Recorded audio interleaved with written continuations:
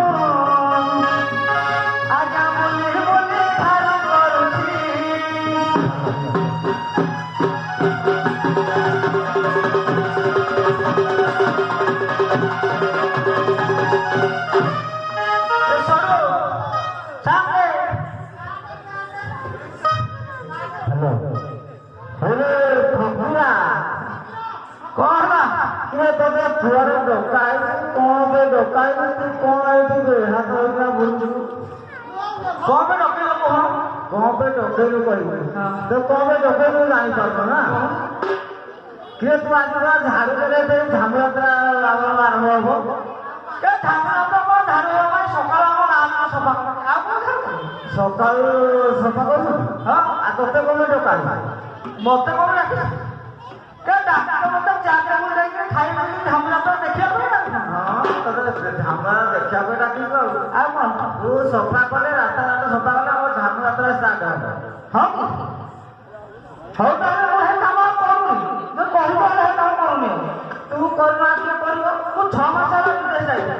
କିଏ 6 ମାସ ବା 6 ବର୍ଷ ରହିଯାଇଛି ତୋ କର୍ମଟା କିଏ କରିବ ତୋ ଘରବାଲି ଡାକିଦେବୁ ତୋ ଘରବାଲି କରୁଛୁ ଆଉ ଡାକୁନ ମୁଁ ଡାକିଲେ ସେ ଶୁଣିପାରିନି ମୋ କଣ୍ଠସ୍ୱର 6 ମାସ ହେଲା ଯାଇଥିଲି ବାହାର ମୋ କଣ୍ଠସ୍ୱର ବାହାରିପାରିବି ତ 6 ମାସରେ ତା କଣ୍ଠ ବାହାରିପାରିବନି ଆଉ କିଏ ଡାକିବ ତମେ ଟିକେ ଡାକିବ ଆମେ ଡାକିବୁ ଏତେ ଲୋକରେ ଆମେ ପରସ୍ତ୍ରୀକୁ ଡାକିବୁ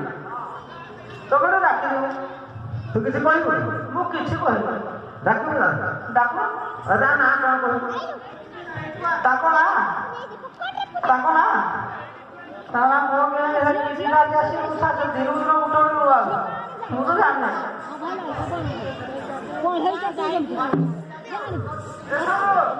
ଜଣଙ୍କର ମଲ୍ଲି ଆଉ ଜଣଙ୍କର ଫୁଲି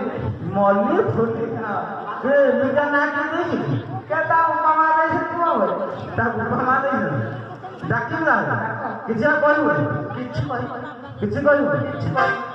ଡାକିବୁ ନା